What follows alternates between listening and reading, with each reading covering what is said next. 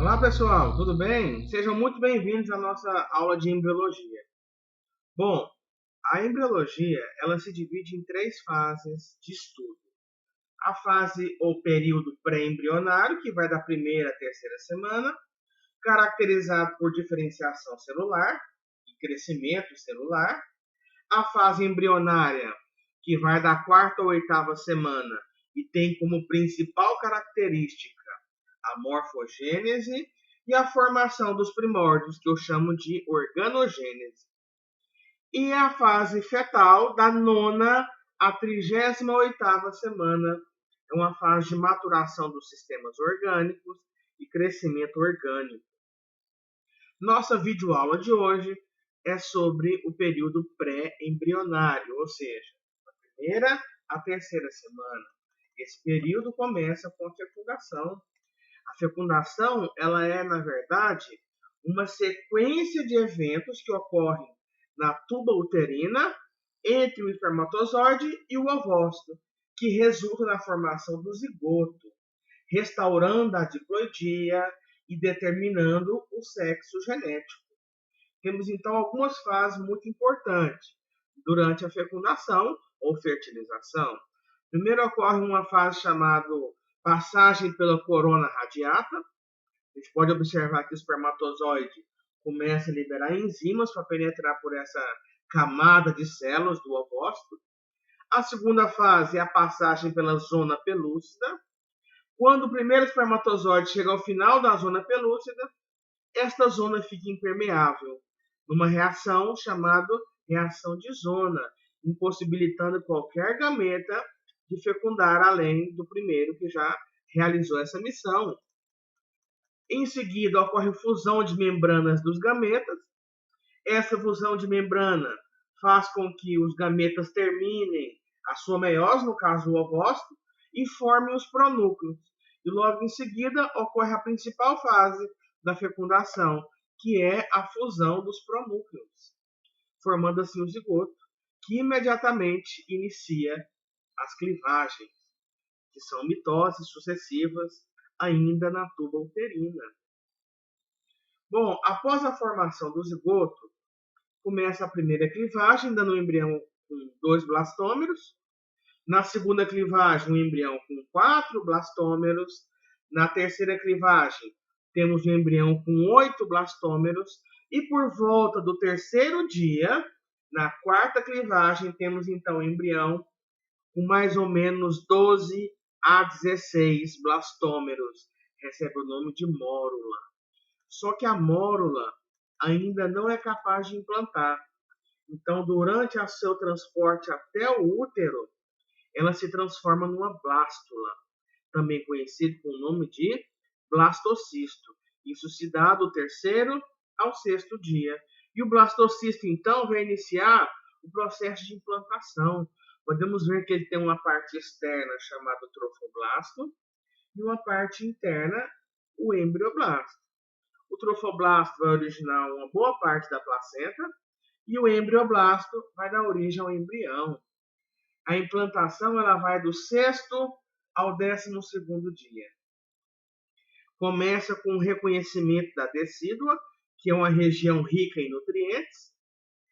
Então, o blastocisto secreta proteínas que facilitam a penetração no tecido materno. Durante a invaginação do tecido materno pelo trofoblasto, pode haver um pequeno sangramento, chamado sangramento de implantação, que muitos confundem com a menstruação. Esse processo vai demorar 6 dias, ou seja, do sexto ao 12º dia. E durante esse processo, o trofoblasto vai secretando o famoso HCG. O HCG é um hormônio que vai manter o corpo lúteo ativo, produzindo progesterona e estrógeno, o que mantém o endométrio apto a suportar todos esses processos que ele está sendo submetido. Bom, nessa imagem podemos ver o embrião praticamente todo implantado, o trofoblasto bem desenvolvido, e o embrioblasto agora já tem uma cavidade amniótica, e ele é formado pelo epiblasto em amarelo e o hipoblasto em vermelho. Na segunda semana, termina a implantação e começam a surgir estruturas importantes, como o disco bilaminar, formado pelo epiblasto e hipoblasto, duas cavidades, a cavidade amniótica e o saco vitelino, e dois revestimentos em vermelho, o mesoderma extraembrionário visceral e o somático. Por isso que essa semana é chamada semana do número 2, porque forma-se duas camadas, o epiblasto e o hipoblasto, disco bilaminar, né? Duas cavidades, a cavidade amniótica e o saco vitelínico primitivo, e duas camadas, o mesoderma somático e o visceral. Só que o mesoderma somático, no final da segunda semana, ele vai se fundir ao citotrofoblasto para formar a primeira membrana fetal chamada córion. O córion vai dar origem ao saco gestacional. Começa assim a terceira semana. Essa terceira semana acontece várias transformações. O primeiro processo importante é o surgimento da linha primitiva.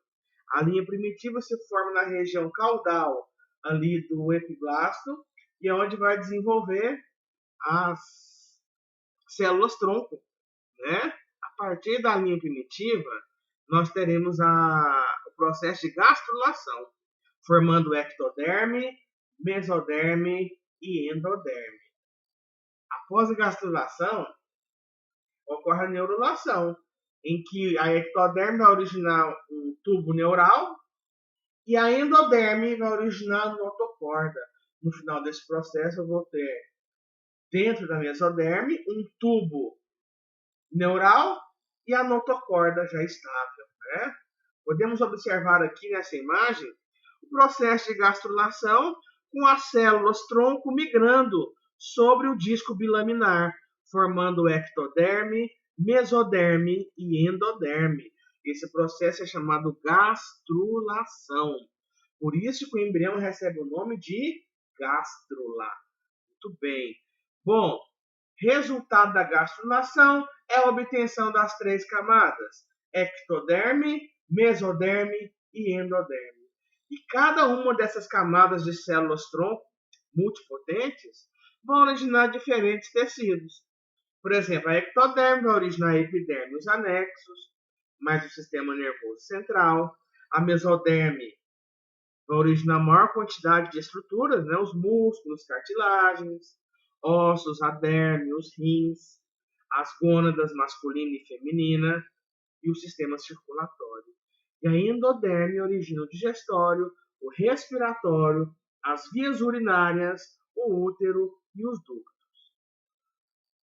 Bom, a notocorda, que vai ter origem na endoderme, ela vai se formar antes do tubo neural. E ela vai indicar o local das futuras vértebras, funcionando como um molde.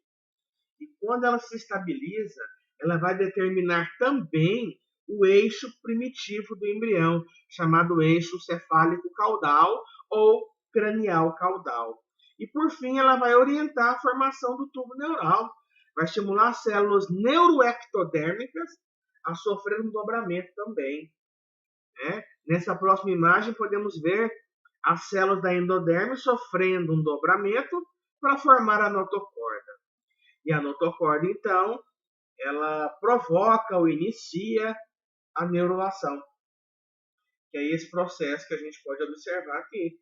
Na neurulação, as células neuroectodérmicas também sofrem um dobramento, principalmente a placa neural e a prega neural, como podemos ver nessa imagem aqui. Quando elas se fusionam, dizemos que houve o fechamento do tubo neural, expondo as cristas neurais. Essas cristas darão origem ao gânglio espinhal, aos gânglios espinhais no sistema nervoso periférico. Bom, nessa imagem podemos ver já formados aí o tubo neural e a notocorda. Bom, ainda conseguimos entender que após a neurulação, a mesoderme vai se segmentar, vai se derivar em três camadas. chamado mesoderma paraxial, intermediário e lateral. Repare que dentro do mesodermo lateral é que se forma o celoma, originando 3 cavidades revestidas. Então, a mesoderme vai se dividir em intermediária, lateral e paraxial. Mesoderme intermediário forma o sistema renal. O lateral, por formar nela o celoma, vai se dividir em 3 cavidades. A cavidade pericárdica, que aloja o coração. A cavidade peritoneal, que aloja o tubo digestivo em geral. E a cavidade pleural, que aloja os pulmões. Lembrando que são cavidades revestidas. Já o mesoderma paraxial vai se dividir em somitos, que são unidades desse mesoderma que podem ser de 3 tipos: os somitos miótomo, dermátomo e esclerótomo. O miótomo vai originar musculatura axial, o dermátomo a derme e o esclerótomo as vértebras, costelas, cartilagens e ligamentos. Bom, espero que tenham gostado. Até a próxima. No próximo encontro, vamos falar do período embrionário e do período fetal. Muito obrigado. Continue estudando e compartilhem.